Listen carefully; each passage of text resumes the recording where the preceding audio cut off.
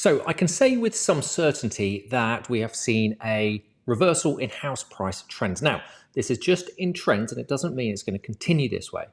But for me, I always talk about trends, and 3 as a minimum, or a direction of travel of 3 in a minimum, to me signals a trend. So we're going to dive into the Halifax HPI figures, see what they show, compare them to the nationwide, and talk about the trends that's showing and what's going to happen over the next 3 to 6 months. Firstly, you'll probably see that I'm in a different venue to normal. So I'm experimenting a little bit. I'm in Dubai right now. I am out here to write a book.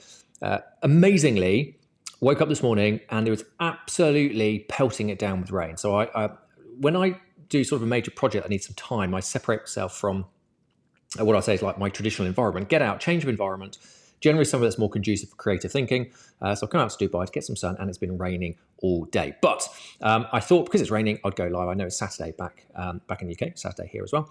But it was an opportune moment to try the experiment of going live on the road, because I'm mobile quite a lot of the time, either up in Chester or various other places, with my various businesses. And what I found is that I can't really get live, or haven't been able to go live, when I'm out of my normal office sort of studio, and I want to try and be able to carry the continuity. So I hope you don't mind not being in normal office environment with lots of lights on in the background. But there we go. We'll see how it goes. So let's dive straight into it, right? And let's have a look at what the HPIs are saying. Hopefully you can see this. So we've seen a monthly change, and this is the Halifax HPI for February of 0.4%, fairly decent monthly change. Now, what's more interesting is we've got a quarterly change of 2.9%, but an annual change. We're now in positive territory with the Halifax of 1.7% year on year. Okay, so trailing 12 months, we look back this time last year, we've gone up 1.7%, which, by the way, if I go over and compare that to the nationwide, which came out recently, nationwide is saying 1.2%. So both HPIs, right, both indices are showing annual. So I'm just trying to get back to this. I don't have my Stream Deck, so I'm trying to do things manually on the computer. Both HPIs are showing an annual year-on-year price increase now, okay, rather than a price reduction. The reason I did a fairly tongue-in-cheek thumbnail for this with the minus 37% and Boris laughing was a thumbnail I put out, sort of, I think it was about three or 4 months ago, talking about some of the claims that are going out in the property market, in the property sort of narrative on YouTube and social media. And you'll see on the thumbnail, there's a little arrow saying the truth. And really, I was talking about, look, I don't see us going down to these sort of catastrophic levels. I thought we'd go down more than we are. But, for the moment, we appear to have troughed. So let's go back into that data and see what it's saying. Because I think there's actually quite a lot more we can take out of this. And there's a few things I want to bring to your attention. So if you have a look at the index itself, I'm just going to zoom in on this a little bit so you can see. And we look at that graph. Now that graph, right, number one, is looking like we are almost back up to the pre-correction levels in terms of nominal house prices. And please don't forget, this is nominal house prices, not real house prices. The other thing that I look at looking at that graph, if I'm being totally honest with you, is when I look at some trading patterns. I know, like property, you cannot use trading analysis or chart analysis with property like you would do with stocks and shares for liquidity. But very often, with my limited knowledge of trading, when you see sort of a weak breakout, okay, it's generally a sign that there's going to be further downside potential. And just looking at this, for me, it feels like a weak breakout because we have absolutely no volume. If we go down and have a look at the housing activity, and again, let me zoom in a little bit more on this. Okay, we have, if I just read out the figures, so it says UK home sales increased in January 2024, fine. UK seasonally adjusted residential transactions totaled 82,000, up 1.9% from December's figure of 80,500. Now, that is still a small volume. We're still sub 1 million a year volume, right, which is low volume. And that is seasonally adjusted. Look at this, though. Down 19.9% on a non-seasonally adjusted basis, okay? So that's saying we've actually got, if you look at the actual figures, so these aren't the actual figures, these are seasonally adjusted figures they're giving us. When you look at the actual figures, we're down 19.9%. If we look at the quarterly seasonally adjusted figures, okay, that's November 23 to Jan 24, We're approximately 3.8% lower in volume than the preceding 3 months, which is August 23 to October 23.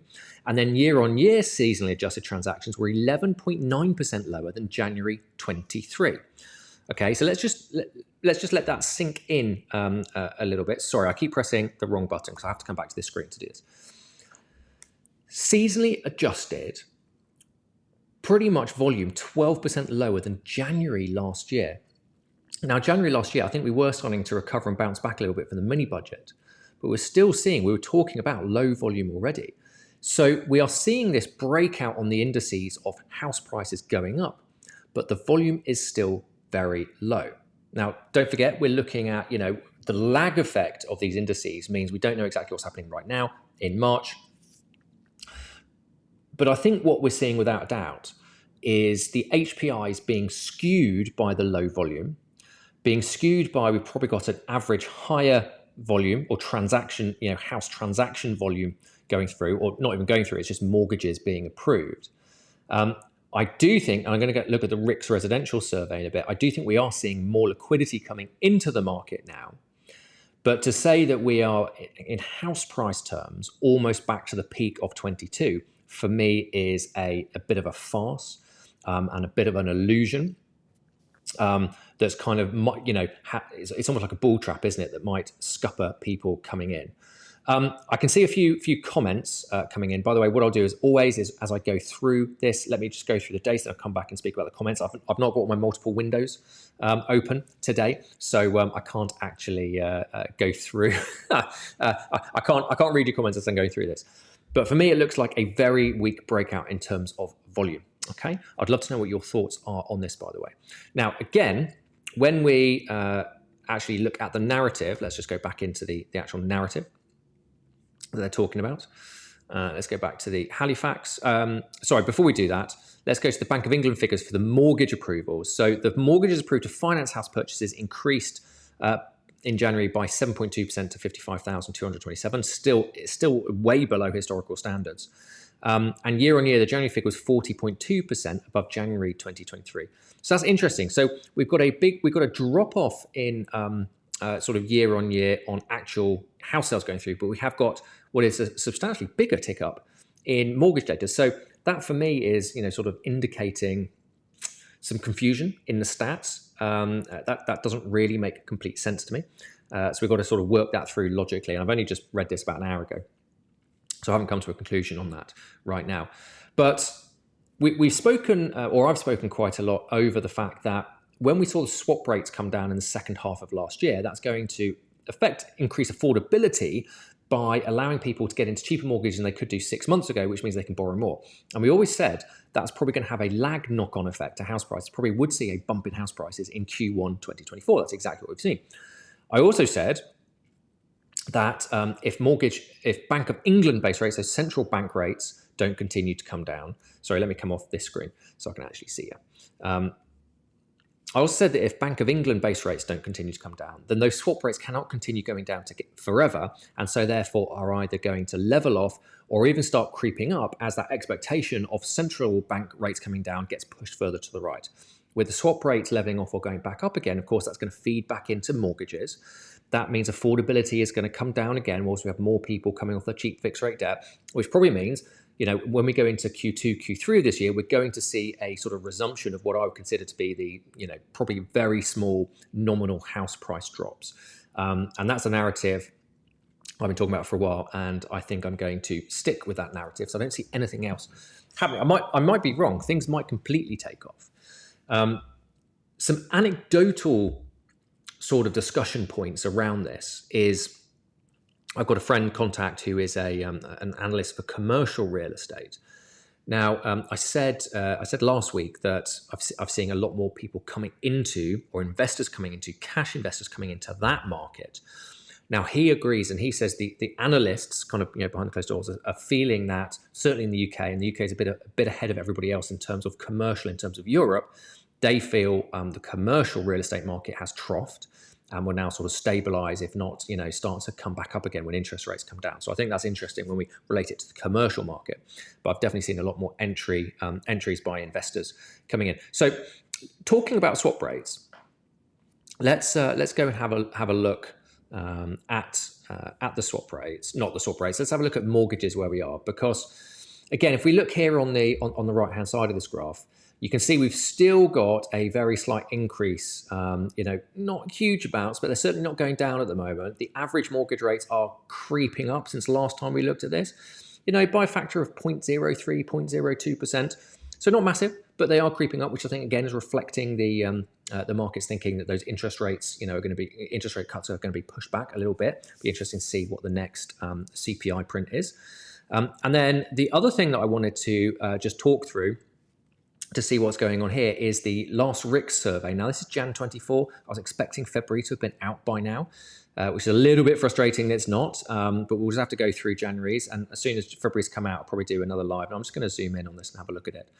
So I want to show you some interesting things. So we've got inquiries, okay? And now this line, this horizontal line is basically if it's negative, then more surveyors than not are saying that there's less inquiries. If it's positive, more surveyors than not are saying there's an increase in inquiries.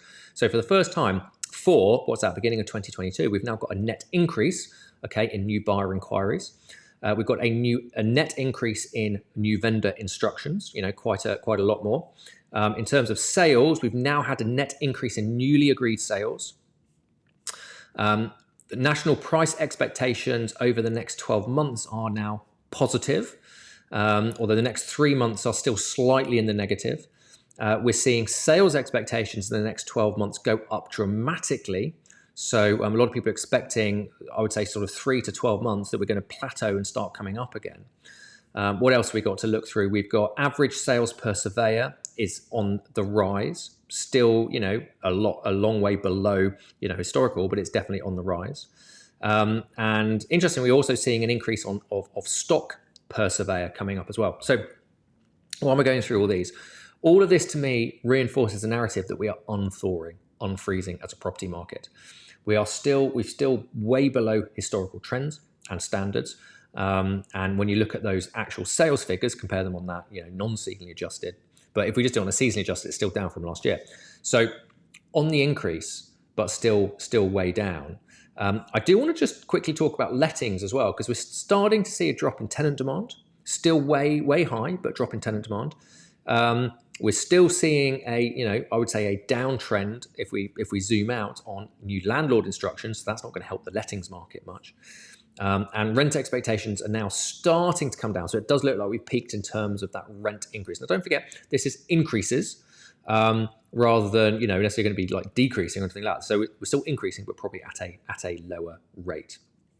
Okay, so that's all interesting. Now, when we're talking about all of this, and we're talking about nominal house prices, I always want to make the very strong point, right, that we are still in a high inflationary environment.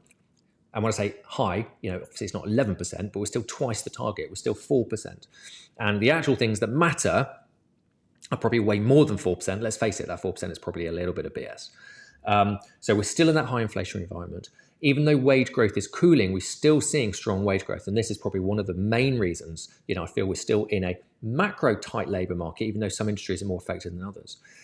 We're seeing, what is still strong wage growth filtering in, which increases people's wage, price to earning, decreases the price to earnings ratio, increases, affordability if house price is staying, constant in nominal terms. But in real terms, we are still seeing what is effectively a significant reduction. So let me just find that graph so I can just flash it up for you. There we go. So this is the real one that matters for me. Let me just centralize this a bit more so we can see it. This is the nationwide real house price index, so inflation adjusted house price index. And if we just zoom in a little bit more, okay, and look at it, in fact, let's just look at it like that. Undeniably, now this is to the end of Q4 2023. So we're coming to the end of Q1 2024 now. I'll be very interested to see what this looks like at the end of Q1. We should still be in a negative downtrend here. So we're still seeing significant, readjustment in house prices in relation to real-time value. So that's where we are, team. Let's just summarise that, and then I'll go to any questions. Overall, kind of very little that's changed since I went and talked about the nationwide HPI unthawing. I wouldn't get too carried away with what those HPIs are showing. The real thing that matters is probably going to be the ONS data when it comes out, but it's 6 to 9 months in lag, and they can be selective with that data as well. On the shop floor, I'm seeing what I consider to be a good entry point for a lot of serious investors, especially serious investors who have got cash to spend. There are some great deals out there, particularly in the non-residential space, where often sellers are much more motivated. They're much more willing to take offers in the non-residential space for various reasons. But one of the big one is that commercial property lending is much more reactive, is usually on variable terms, and therefore these interest rates changes are fed in a lot more quickly into the commercial space. And of course, the way they're valued means that with interest rates high, commercial valuations are depressed, and we're seeing more forced sales in that commercial real estate area. So seeing more investors enter there as cash buyers. I've just actually had a deal agreed last week, which was a cash purchase for a lovely property I won't go into too much detail with for obvious reasons. And I've just been gazumped by almost 10%, actually, after we agreed, heads of terms agreed, and then somebody's come in and gazumped us. Now, I've not been gazumped for a very, very long time, and I am aware that it was an aggressively good deal that we had. So I can understand how this comes, but I think that's a real show. It's a real sign of how investors are coming back into the market, especially in the commercial real estate. So that's what I've got for you. Let's go through if there's any comments. Simon2322 saying it's not going to happen. Demand and supply. Simon, I think you're probably referring slightly to my tongue-in-cheek thumbnail, which of course is the truth behind the minus 37% is minus 37% is absolute BS, right? The other reason is I'm in Dubai and I don't have really access to any graphic stuff, so I rather lazily reused an old thumbnail. Rincewind, hello, how are you doing? Staff says, any delay figures from the ONS? Do you know what, Stafford? I have not actually looked recently to see when the last ONS figures came out. Let's just have a quick look and see when the last release was. Because I'm not sure. So the last one came out on the 14th of Feb for, so that's December 23. So I'd expect release discontinued. This is so the latest release from the ONS is December 23. So we're quite a long way behind. I would expect probably next week to see the next one come out, which is going to be January's. But of course, please don't forget, everybody, that when January's ONS HPI comes out, don't think it's January's figures. It's probably figures of sales that happened 6 to 9 months ago. So I would probably expect the ONS to be, where were we?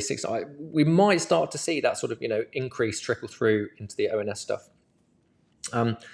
Darren said, let me put this on to confirm there is no positive bias. I can't see a comment because I've got a camera thing over it. Let me just read it on the chat. To confirm, there's no positive bias from you in relation to commercial property pickup in view of your main business model. So, Darren, when you say no positive bias, just explain exactly what you mean by no positive bias. From my point of view, I think it's personally, a good entry point into the commercial property world. And I want to clarify what I mean by commercial property, because I think when I say commercial property, people have images of big office blocks and stuff like that. That's not necessarily what I'm talking about with commercial property. For me, commercial property is anything that you can apply a commercial valuation methodology to. And a commercial valuation methodology is where you will value a property based on it's called a yield methodology, which basically in layman's terms is a multiple of the income. And the multiple is the critical thing here, because how we work out that multiple is dependent on a number of factors, which we can go into if you want to. So there are lots of property types which would have this applied to them. As an example, B&Bs, care homes, empty hotels, mixed use buildings, so commercial, retail at the bottom, flats above, will very often, depending on how it's laid and how the title split, have a commercial valuation methodology. So the reason I talk about these commercial valuation methodologies is because they are based on something called yield. By definition, when interest rates go up, investors demand a higher yield on their money for the additional risk factor of going into something like property rather than bonds, or cash, right? The safest place to put your money is in a cash bank account. And if you can get 5% or 6%, which people were getting last year on a cash bank account, why would you put it into property at 5 or 6%, which is what people would maybe be expecting 2 years ago? So if you can get 5% on your cash, you might want 10, 11, 12%, gross, if you are investing in something like commercial properties. It's added risk factor. So by definition, when central interest rates go up, investor yield expectations go up. And because commercial property is valued with a yield methodology, not to go into the maths, I haven't got anything to write on here. I've only got so many inputs into my computer. Just take it from me, whoever's watching this, that property prices or valuations are inversely proportional to the yield that people expect. So what that means is when investors want more yield and the yield goes up, property prices come down. So with commercial property, and I know that sounds counterintuitive, but it basically means if investors want a higher return on the money, they've got to buy things cheaper, right? If you're going to get 10 grand a year from a property, if you buy it for $1 million, you're making 1% return. If you buy it for 100 grand, you're making a 10% return. So therefore, to get a higher return, you need to buy it more cheaply. So because the centralized interest rate's been high, yield expectation has been high, commercial property has been very depressed. I would say we've probably been 35, 40% during second half of 2022. We saw a lot of commercial real estate crash in terms of value. You see a lot more sellers, so much more motivated to sell at those depressed prices. So kind of everything we're talking about isn't happening in the residential market, has been happening in the commercial market. Obviously, a lot of people have been sitting on the hand, not wanting to jump in. I would suggest a lot of people have had money in cash. So serious investors have had money in cash, sitting 5% for the last year, 18 months, doing no work, feet up, just reaping some rewards. And now, those are probably maturing. The thought of interest rates coming down means the reverse should happen and commercial property should start rising again on a yield valuation basis. So now it's time to take the money out of the cash bank account, stick it into commercial property. By the way, this is not investment advice, and I'm being way simplistic here about what we actually need to do. But I've been saying for probably about 3 months, we've got an entry point here in the commercial world. And I think some other smart people are probably agreeing with me, and I'm definitely seeing that in terms of activity, which is slightly frustrating because it now means it's got a lot more competition when we are looking for property. So the one I had a deal agreed with in last week was actually a fantastic property. And it's not when I say commercial, it's not like a big office block or something like that. It's actually what at some point would have been a residential house turned into offices, or turned into one office. And that one office, has been used as an office, I don't know, 20, 30, 40 years, I don't know. So it's classed as commercial, but actually very, very easy to turn it back into residential. And then we can have a very simple arbitrage of price per square foot by change of use from commercial back to residential. And the conversion doesn't take too much because it's basically already the layout of a house. Okay, so very easy to convert. That's where I think we are. I hope that makes sense, by the way. Right, let's see what other comments we've got. Iak, sorry if I pronounced your name completely wrong there, but thank you for your feedback about enjoying the lives. Rincewind, let me put this on the broadcast. What's your current experience with regards to how slow is the market? I'm curious what you see in comparison to statistics. So I don't have an awful lot of boots on the ground experience with residential at the moment. So it's difficult for me to say in terms of, houses, what's going on.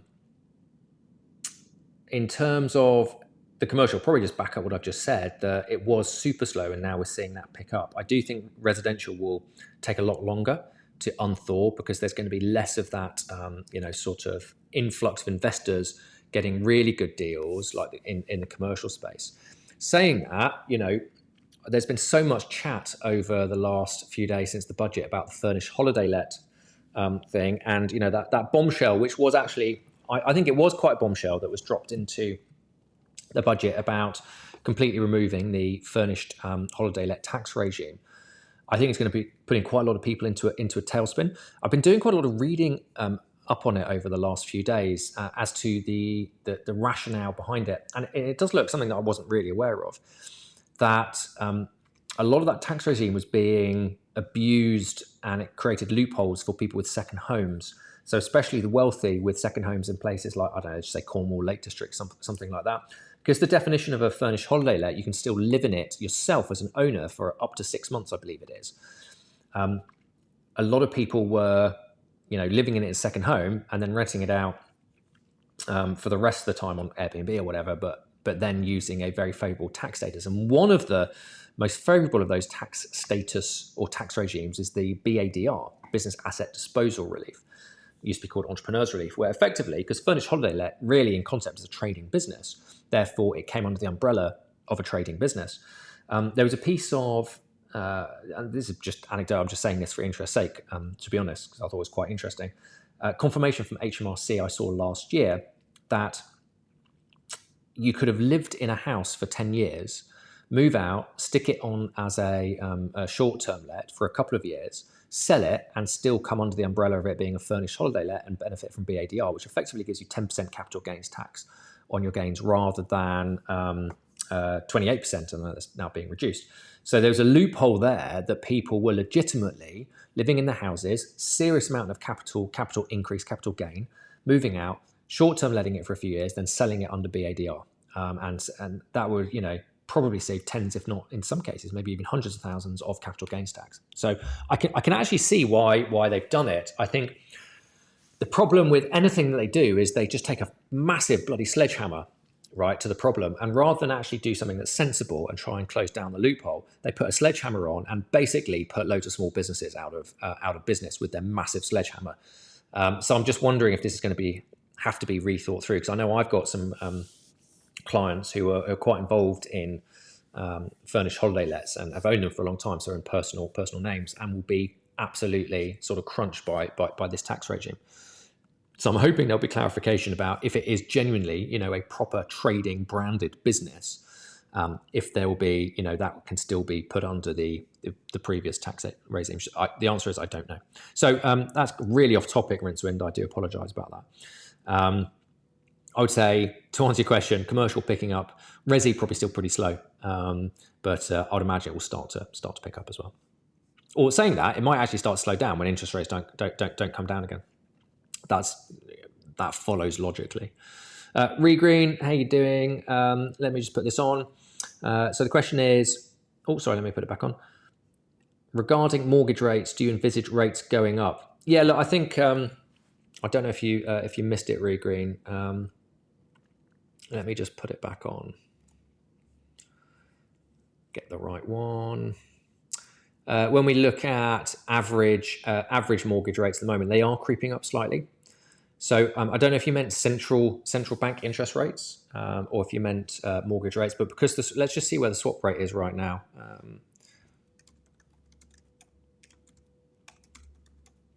So I've not actually looked at it in a while. Let's get to the one I usually use. I'll have to do. It's kind of, I think, last time I looked at it, it's kind of hit a ceiling about 4%. It doesn't seem to want to nudge above 4%. So let's see, where is it? Sonia Swaps 5-year. Yeah, it's kind of, it was just nudging last week on the bottom side of 4%. It looks like it's come down a little bit with 3.877. A month ago, 8th of Feb, 3.878. So it's pretty much the same as where it was a month ago. So it feels like they're kind of stalled just at that, just below 4%. And I reckon they'll probably stay there now until we see anything materialistic in terms of decision making from the bank. I don't know if you were maybe referring to central bank rates, where I read an interesting article the other day how there is a possibility they could still go up, right? And in the States, they're now seeing, I understand, stickier than expected inflation and a much stronger jobs market. And although it's a very low probability, it's still a possibility that the next rate rise could be up. I think somebody, an analyst or an expert, called it a 15 to 20% chance that the next rate rise could be up. I would I think it's very unlikely, but you never know. It's still potentially possible, isn't it? Cool, lovely. Let's see what we got. John Doe, how you doing? John's got, let me just put this on. Got your money in bonds and banks getting 5% plus and watching commercial property flood the market and will move when it's a totals buyer's market. There we go, John. So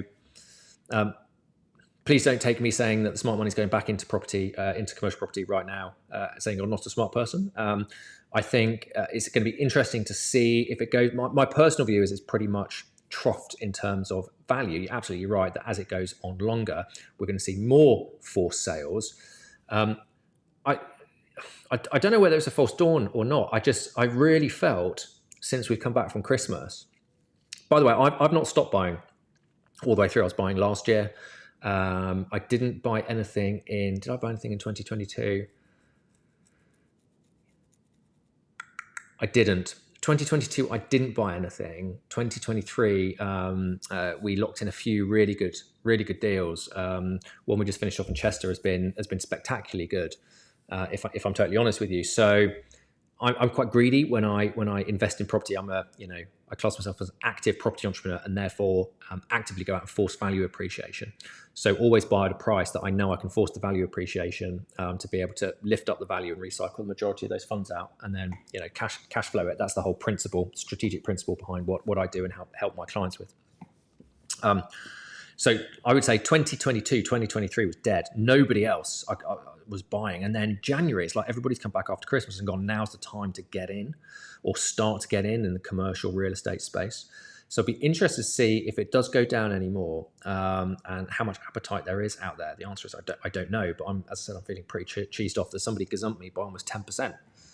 Like in one go, right? It wasn't even just slightly above what I offered, 10% in the first offer, which I think is interesting to say the least.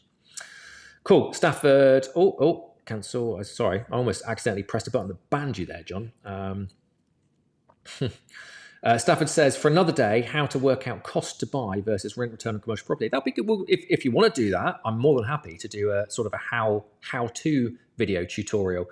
I'll probably need to be back in the office to do that so I can get everything plugged in and all that sort of stuff. Would that be interesting? Give me a thumbs up, everybody, if that'd be interesting to go through a quick sort of how to do. I have a system, a method called the 80-20 deal appraisal technique, which means I pretty much appraise anything within sort of 2-3 minutes using a very very basic methodology. Of course, we then got to drill down and refine it, but we get I'd say 80% of the way there in 3 or 4 minutes. Oh God, sorry, I'm way behind on these. I'll take a couple more. Then it's 6:30 over here, and I've got another 2 hours worth of book writing to do before the rugby comes on. England, Ireland. I don't know if anybody else is watching that. Regreen says, personally, I always want to put these on so everybody else can read them. Personally, I think it's better to be in rental accommodation and have the money in account earning 4 to 5% since house prices aren't keeping up. Yeah, I'm not going to disagree with you at all on there, Regreen.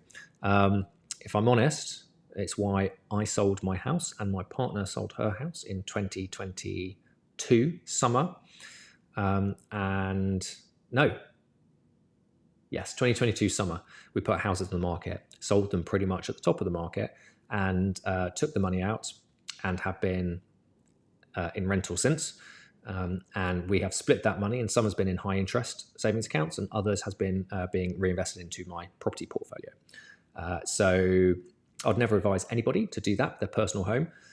My tolerance to risk is higher than most, and also, I know what I'm doing to invest the money.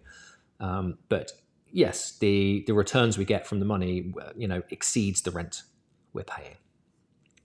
And of course means it starts compounding. So I agree with you. John says, in your city, the amount of large office buildings coming. Oh, okay, right. Yeah. So let me just read. I think this is important clarification. So John says, in my city, the amount of large office buildings coming for sale is staggering. Local neighborhood retail with flats above, potential flats above is a good prospect if bought at the right price. Yeah. Okay. So I totally agree with you, John. I think I was probably talking slightly cross purposes. So that sort of big commercial real estate, I would say that institutional commercial real estate play, things that pension funds invest in and, hedge funds and all that sort of stuff. For me, it's a very, very different prospect to the sort of stuff I buy, which are generally high density units in the range of 4 to 8 to 10 units. So it could be a couple of commercial with 6-7 flats in, or one commercial with 3-4 flats above. Like big blocks are a very, very different kettle of fish. And from an interesting point of view, again, I always kind of look over and see what's happening over the pond first. And is that going to give us an idea of what could come this way? And I do know it's structured over in the pond completely differently, how commercial real estate works and how the banking system works. But that commercial real estate point that you've just made is actually one of the systemic risks to the banking system in total over in the States, because you have a lot of smaller, more regional banks with a high level of debt or lending out to, which is secured against these assets, these big office blocks, as you say. And the value of them has come down so much, and the banks don't want to be repossessing these. The owners would rather just hand the keys back because they come down so much and are costing so much to run. The banks don't want them because, you take it and got the asset, you've got to maintain the asset or go through asset management. And actually, it is, I believe, everything you read in terms of literature, like the Bank of England stability report, financial stability report, says, everything is stress tested in this country to deal with it. But it does even make mention in the latest bank stability report how large-scale commercial real estate and smaller lending, smaller banks in other countries poses a risk to our stability, although it does say that UK banks are pretty much not exposed to it in the same way that US banks are. So that's an interesting one to watch. There you go. That was interesting. The Watch Wally, good to have you on. I don't think we've seen or communicated before. Watch Wally, massive reductions in the new market area. Let me put this on.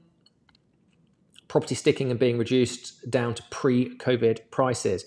And Wally, are we talking about residential here, or are we talking about commercial? We're talking about both. As I say, my finger is not so much on the pulse of the shop floor for residential, because I don't tend to invest in it myself. But when I look at the HPIs, certainly the Nationwide and the Halifax, and you look at that line, it just feels fabricated is not the right word. It just feels like the models are just not functioning correctly and are skewed massively because of the lack of liquidity and the lack of sales transactional volumes and the way the hedonic regression models work. And I think when you read in between the lines and you see the inconsistencies, I think that backs up the narrative. And what I've always said is, with the property market unthawing, I do believe it's unthawing. Freezing, unfreezing, thawing, let's get it the right around. I do believe it's thawing, and we will see increased volume. And if people are still not out buying, if people are struggling with affordability, regardless of what the stats say, if people are struggling for work, right, and we've got increased supply, that will see negative pressure on house prices. Okay, we will see negative pressure, but I just don't feel it's not going to be a catastrophic correction, right? I feel for the rest of this year we might see small percentage drops in nominal house prices if we actually had an accurate readout, which we won't, because the most accurate, or the only one we've really got to go on, is the ONS, and we're not going to see that until probably mid-25 to get an accurate figure of what 2024 happens. So we are flying blind in it, but that's my overall figure. And therefore, if we're on the shop floor and we are seeing lots of price reductions and all that sort of stuff, I would not be surprised to see it exacerbate over the next few months, when that short-term, not euphoria, but short-term confidence of going, inflation's over, interest rates coming down, because the market priced it in, don't forget, in December, when we almost went down to 3% on the 10-year gilt. And it's popped back up pretty much to 4%. That short-term market exuberance was, let's say, without a doubt, premature. And therefore, we'll have some people will have managed to lock in mortgages at a slightly lower rate over the last few months, but with them creeping up again, it's going to throttle it again, is how I would think. Lovely. All right, team. I think we'll call it a day there, because I've now got an hour and 20 to do some book writing. By the way, so the book I'm writing is called Property Unicorns. Shameless plug. And I don't know. I'm trying to do it in 5 days.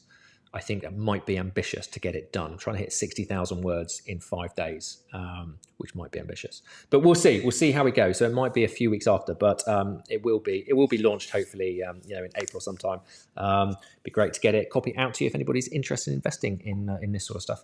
So guys, I haven't said it because I've completely forgot to at the beginning. I don't know where my button is to put the subscribe little reel on. So look, if you've got value from this, if you've watched it, you got value, you enjoy the lives, you haven't subscribed yet, please do subscribe to the channel. It really helps me get these lives out to the people who need it, who want to see it, who can actually use what we're talking about to drive investment decisions. The whole reason I do this channel is to cut through all the BS and the rubbish that comes out of mainstream media and actually work out what's going on. Because if we can take back control of our finances, our financial future, right? Everybody has the ability to take control, change the state, and create legacy through various mechanisms like property, if you know how to do it. Get out the system. Let's escape the matrix together. Let's get this to people who need to see it. Hit subscribe. I'd love it if you're not subscribed yet to hit subscribe.